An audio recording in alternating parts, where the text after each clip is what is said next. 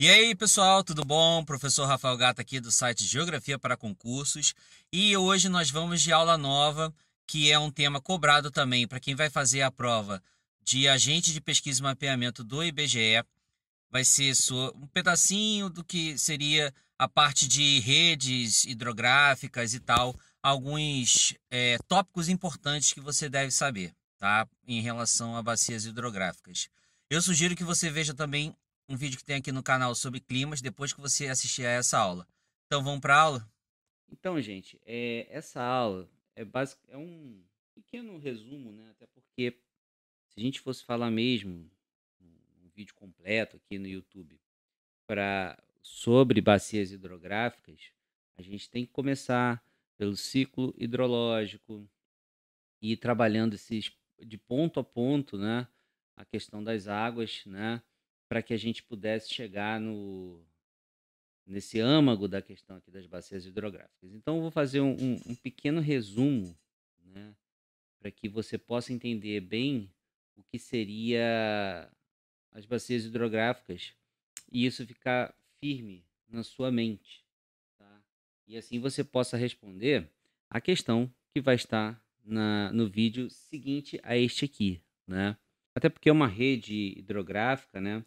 Ela vai corresponder, então, um conjunto, né, de rios, lagos, formado, então, por um rio principal. Sempre a gente tem que pensar no rio principal, né, quando a gente está falando de rede, bacias hidrográficas, e seus afluentes e seus subafluentes, né?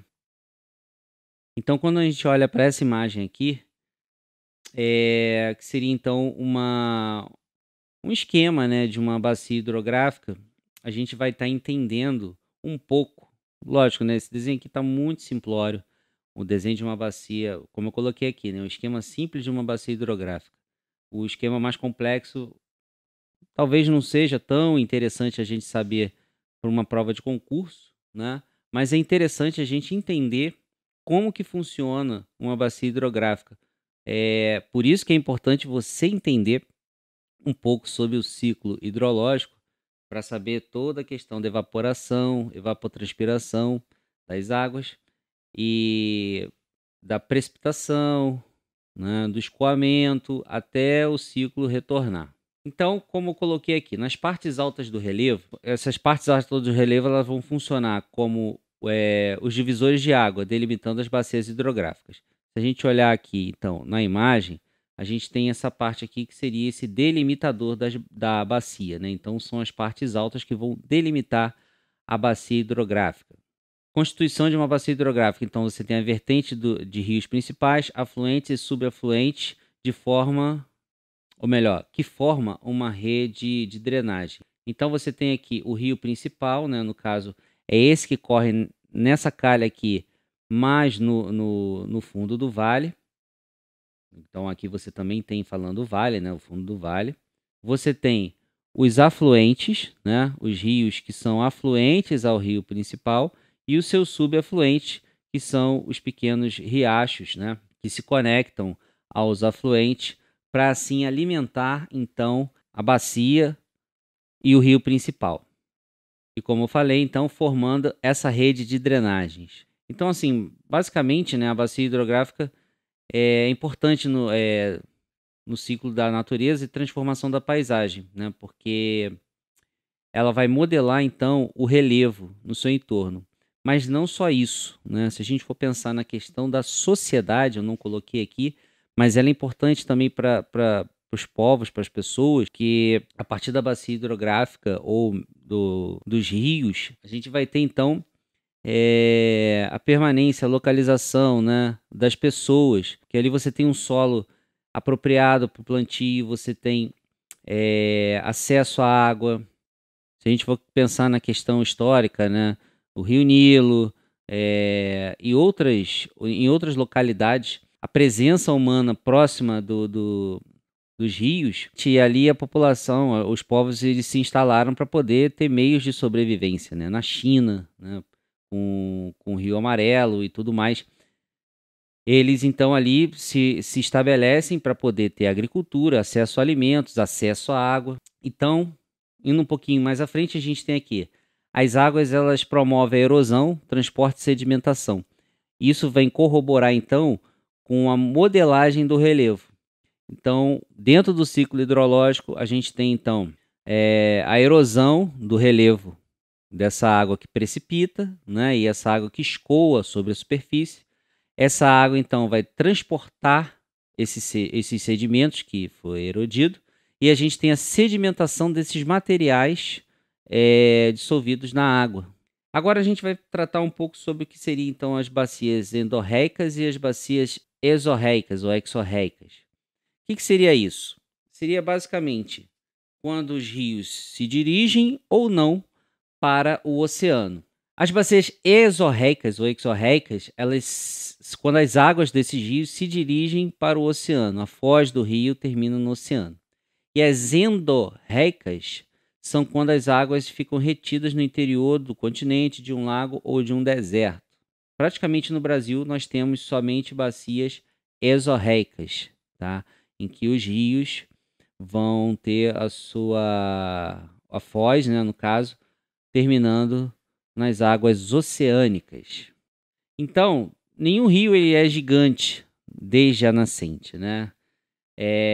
O que a gente tem geralmente são pequenos córregos, pequenas nascentes, que conforme eles vão avançando para a foz, né, eles vão se juntando aos seus afluentes ali dentro da bacia hidrográfica, né? Vamos pegar aqui então a imagem que fica melhor para a gente visualizar.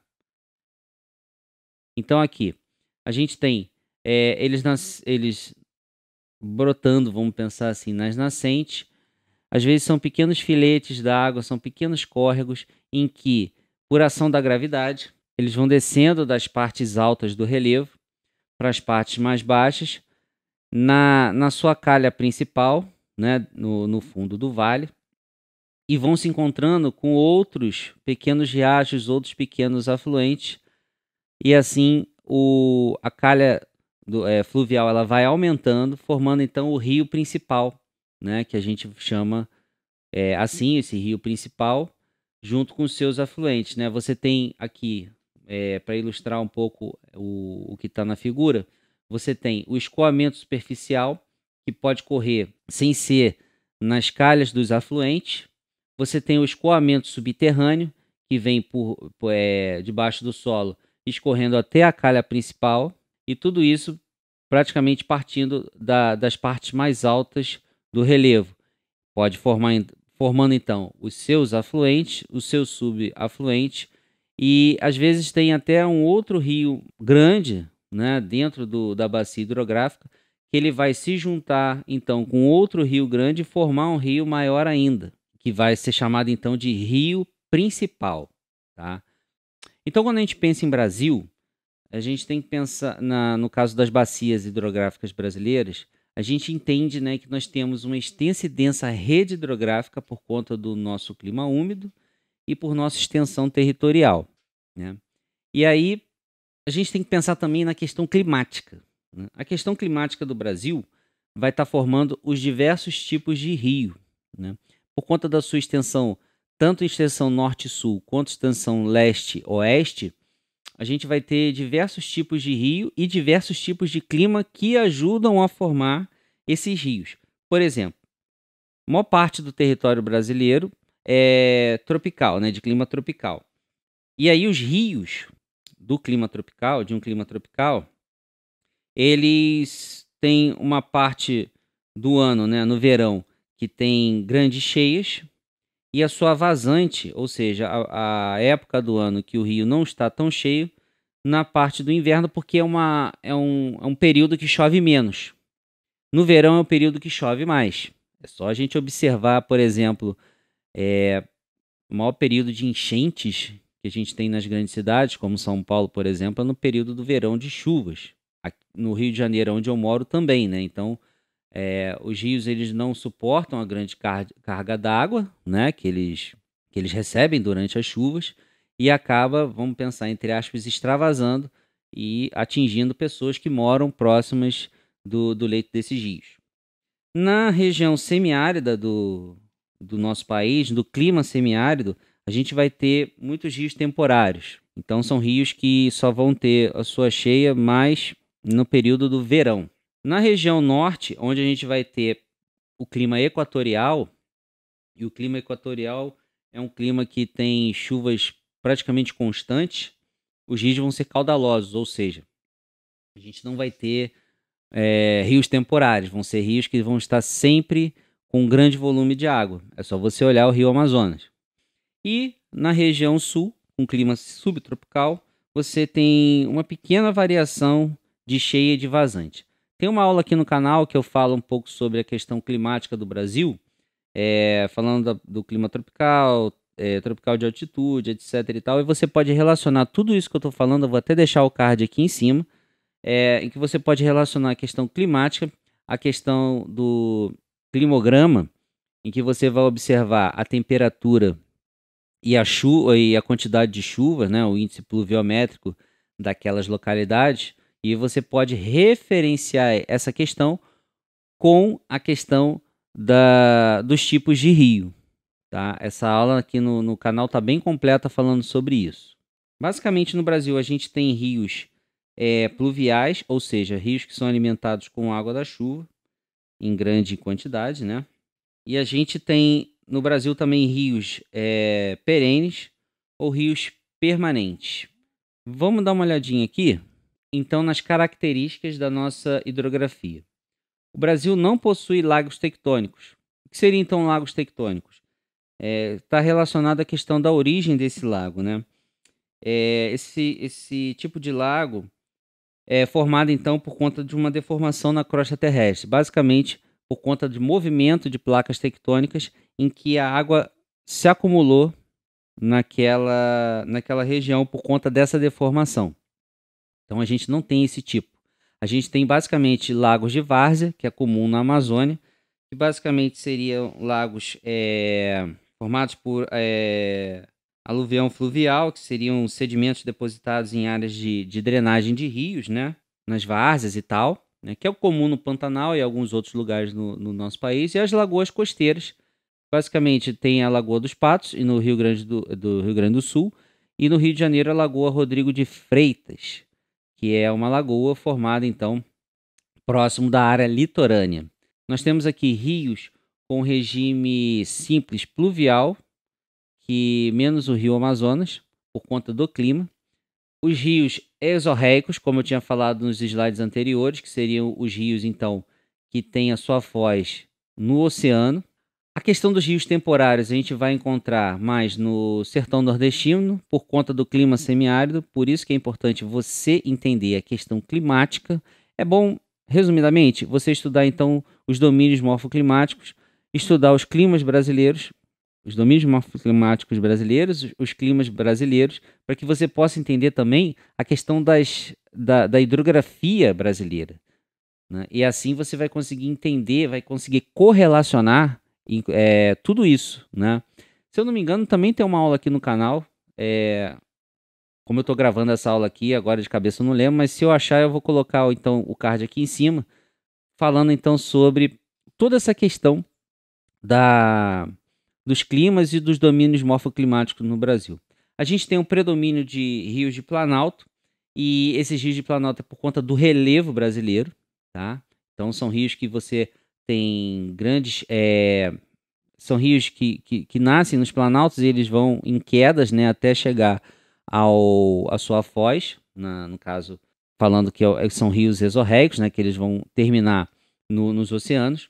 E a gente tem aqui, por conta de corredeiras e cascatas, sendo rios de planaltos, temos atividades turísticas nessas localidades, além de construção de hidrelétricas. Então, por conta das grandes quedas da água, a gente consegue ter algumas hidrelétricas, inclusive a de Itaipu, que é uma hidrelétrica muito famosa, que alimenta boa parte de energia do país, é por conta de rios de planalto que nós temos aqui. A Amazônia, né, nós temos muitos rios, e diferente dos rios de planalto que a gente tem mais na parte centro-sul do país, lá no norte do país os rios são ótimos para transporte. Imagina, no Rio de Planalto, por conta das grandes quedas da água, para que a gente possa navegar, tem que se construir diversas eclusas.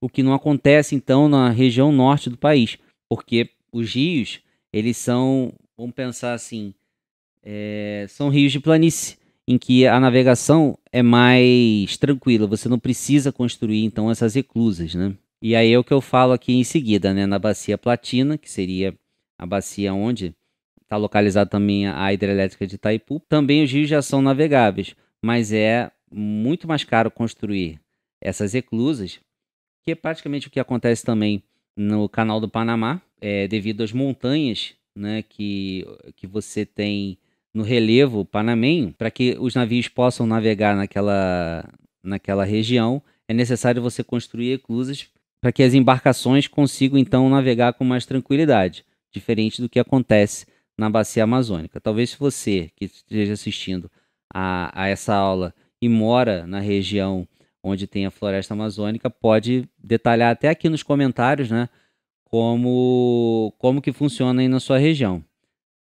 E aí, ficou alguma dúvida? Se ficou, escreve aqui nos comentários, a gente vai conversando. Antes de você sair, eu peço que você faça o seu cadastro no meu Instagram, ou melhor, passa a me seguir no Instagram.